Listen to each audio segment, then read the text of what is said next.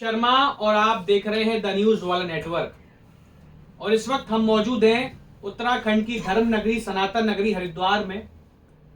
हरिद्वार विधानसभा क्षेत्र की अगर हम बात करें तो अब चुनाव कुछ समय में नजदीक है और भी तमाम धार्मिक विषय भी हमारे पास इस वक्त हैं। और इन सभी विषयों के ऊपर धर्म नगरी से एक ऐसे महान संत जो हमेशा संतों की आवाज बनकर राष्ट्र में प्रखर रहते हैं, निखर कर निकल कर आते हैं। संतों की जो पीड़ा है, संतों की जो तमाम समस्याएं हैं, उन सभी विषयों को जनता के आगे, सनातन जो पूरा समाज है उसके आगे रखते हैं। परमहंस श्रद्धेय श्री महामंडलेश्वर स्वामी प्रभुरानंद गिरी जी महाराज, जो कि लगातार धर्म नगरी में सक्रिय हैं, जनता की बात करते हैं और राष्ट्रीय अध्यक्ष हैं हिंदू रक्षा सेना के। नमस्कार स्वामी जी, स्वागत है आपका। आपका भी द न्यूज नेटवर्क का बहुत बहुत हृदय से स्वागत है। आप देश को, समाज को, धर्म को जगाने का काम करते हैं और आपने जो पूरे विश्व में अपनी ख्याति प्राप्त की है, मैं पहले आपको शुभकामनाएं दूंगा। आप दिनों दिन बढ़ते चले जाएं, इसी प्रकार ख्याति प्राप्त करें। धन्यवाद स्वामी जी। स्वामी जी, सबसे पहला मेरा सवाल यही रहेगा कि आजकल हरिद्वार धर्म नगरी जो हमारा सनातन की सबसे बड़ी धार्मिक स्थल है, उसका जो माहौल है बड़ा गरमाया हुआ है, क्योंकि चुनाव अब नजदीक है। विधानसभा क्षेत्र हरिद्वार में तमाम भाजपा के, कांग्रेस के तमाम इधर से उधर आरोप प्रत्यारोप लगा रहे हैं। वहीं पर एक बात निकल कर यह भी आई, भाजपा के सैप मीडिया प्रभारी हैं विकास तिवारी जी, उन्होंने एक बात का जिक्र किया कि आपने एक बार इंटरव्यू में कहा था कि हरिद्वार जिले से सनातन की आवाज निकलनी चाहिए, सनातन के किसी व्यक्ति को मौका मिले। तो उन्होंने उस पर जवाब ये दिया था कि स्वामी जी का कोई एक मत है तो वो किसी समाज का मत नहीं हो सकता है, वो सबका मत नहीं हो सकता। आप उसको सबके मत से मत जोड़िए। स्वामी जी को अगर चिंता करनी भी चाहिए कि क्या राजनीतिक में क्या होना है, क्या नहीं होना है, वो अपने गृह क्षेत्र जो है हरिद्वार ग्रामीण, वहां की चिंता करें, यहाँ की चिंता वो छोड़ दें, यहाँ की बात वो ना करें। क्या कहेंगे आप इस विषय में? पिछले लंबे समय से एक ही विधायक भारतीय जनता पार्टी का विधायक है। हरिद्वार नगरी में 20-25 साल हो गए होंगे उस व्यक्ति को, लेकिन हरिद्वार नगरी इन 20-25 सालों में दुर्दशा की नगरी बनी। जो पूरे विश्व की तीर्थ नगरी थी, पूरे विश्व की श्रद्धा का नगरी थी, आज जो है नगरी नशे की नगरी हो गई है। आज जो है नगरी घर घर में दारू मिलने वाली नगरी हो गई है। आज जो है नगरी महात्माओं पर अत्याचार की नगरी हो गई है। आज जो है नगरी हरिद्वार नगरी आश्रमों पे भूमाफियाओं के कब्जाधारियों की नगरी हो गई है। वही नगरी आज जो आश्रमों की नगरी होती थी, होटलों की नगरी में परिवर्तित हो गई है। और होटलों में दुनिया के जितने दुराचार होते हैं सब उनके केंद्र बिंदु हैं।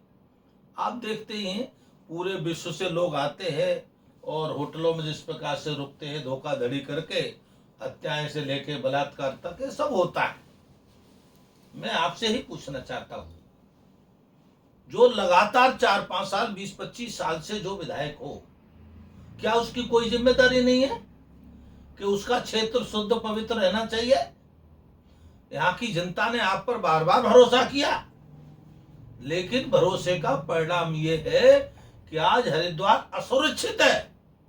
हरिद्वार में रहने वाले वासी असुरक्षित है, क्योंकि यहाँ पर हजारों संख्या में रोहिंग्या रहते हैं। हजारों मुसलमानों के वोट बन गए। अब ये तो नहीं कह सकते कि विरोधी दलों ने वोट बनवा दिया। जिस हरिद्वार नगरी में एक निश्चित क्षेत्र है, वहां मुसलमान अर्थात गैर हिंदू शाम को 5 बजे के बाद ठहर नहीं सकता।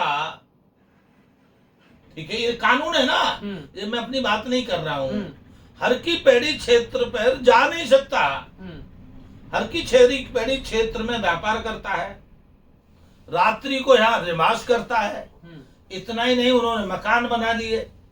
इतना ही नहीं तो उन्होंने सारे दारू के चलाने के, मांस के वितरण के पूरे हरिद्वार में, जबकि कानून से हरिद्वार ड्राई नगरी है।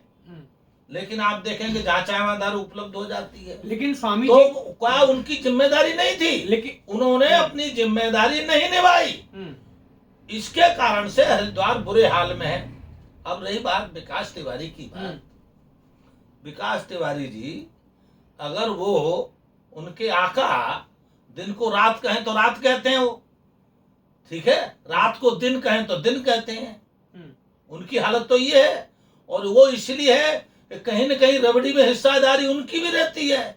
जो जो बंदरों की तरह मिल बांट के कही जाती है तो उस रबड़ी में हिस्सेदारी है। तो उनका कोई बात नहीं, उनको तो अपनी वफादारी दिखा रहे हैं, और जो रबड़ी खाए उसको वफादारी दिखानी चाहिए। लेकिन मैं उनको एक बात कहना चाहता हूं, आप मेरे गुरु नहीं हैं, आप साधु नहीं हैं। आप साधुओं को ये कह के धमकाने का प्रयास कर रहे हैं कि हरिद्वार ग्रामीण में ही रहे हम। हुआ रू, आप हैं कौन? आपकी औकात क्या है? आप अपनी औकात की सीमा में रहें। हरिद्वार हमारा है, ठीक है, हरिद्वार ग्रामीण हमारा नहीं है, पूरा देश हमारा है। हरिद्वार सिटी भी हमारा है, उत्तराखंड भी हमारा है, देवभूमि हमारा है। तुम तय करोगे हम क्या करना है, क्या कहना है। तुम कौन होते हो? हमने तुम्हारी कोई रबड़ी नहीं खाई। तुम रबड़ी खा रहे हो, वफादारी करो, लेकिन अपनी भाषा को सीमित रखो। तुम महात्माओं को तय नहीं करोगे। मैं जानता हूं तुम्हारी हरिद्वार में महात्माओं पर गुंडागर्दी चलती है, आश्रमों में गुंडागर्दी चलाते हो, लेकिन गलती कर रहे हो। स्वामी प्रबोधानंद तुम्हारे कब्जे में नहीं आने वाला है, तुम्हारी गुंडागर्दी से दबने वाला नहीं है। तुमसे बड़े बड़े गुंडे मैंने सारे जिंदगी देखे हैं। आपकी तो हैसियत क्या है? आप मुझे रोकेंगे हरिद्वार ग्रामीण से? कल तुम ये कह दो कि हरिद्वार शहर में जा भी नहीं सकते। क्या है ये? हरिद्वार के राजा हैं क्या? मतलब आप इनकी भाषा खुद देख लिए, हरिद्वार के राजा बन गए, कहते मैं सेवक हूं और राजा से गुंडे। तो जब इनकी ये भाषा है विधायक जी के कुछ पालतू खास लोगों की, तो विधायक जी की योजनाएं क्या क्या होती होंगे आप खुद देख लीजिए। मैं केवल इसलिए कहा था, दो कारणों से कहा था। एक कारण तो मेरा ये है कि हरिद्वार की दशा दुर्दशा के जिम्मेदार वर्तमान विधायक है, उन्हें स्वीकार करना चाहिए और अपना सम्मान बनाने बचाए रखने के। मैं उनका हितैषी हूं। अब वो मुझे अपना हितैषी ना समझे तो अलग बात है। उनका भविष्य उज्जवल नहीं है। यहाँ पर हरिद्वार में लोग त्राह त्राह कर रहे हैं, उनका भविष्य इसी में उज्जवल है कि जहां उनको पैदा हुए उस विधानसभा में पुनः जाएं, यहाँ के नेतृत्व से आग्रह करें, खुद उनका बड़प्पन होगा। जी मैं यहाँ बहुत दिन रह गया, वो भारतीय जनता पार्टी की सीट है, मदन कौशिक की सीट नहीं है, विकास तिवारी की कोई जागीर नहीं है।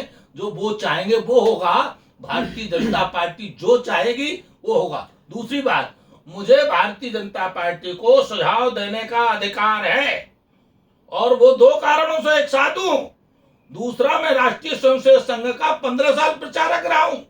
राष्ट्र का मेरे जीवन में घुसा हुआ है। राष्ट्र के क्या हित में है, कहाँ अहित में हो रहा है, ये मेरा कहने का अधिकार है। और भाई तुम्हारी तो कोई हैसियत नहीं है, तुम मुझे धमकाने का प्रयास मत करो। तुम्हारी धमकी में आने वाला मैं नहीं हूं। किसी और को देख लो, जैसे धमकाते रहे महात्माओं को, ये बंद कर दो भाषा, इसी में आपका हित है। अच्छा, जैसे कि आपने ये बात सारी रखी कि संगठन आप में रहे हैं, तमाम चीजें रही हैं, लेकिन वहीं पर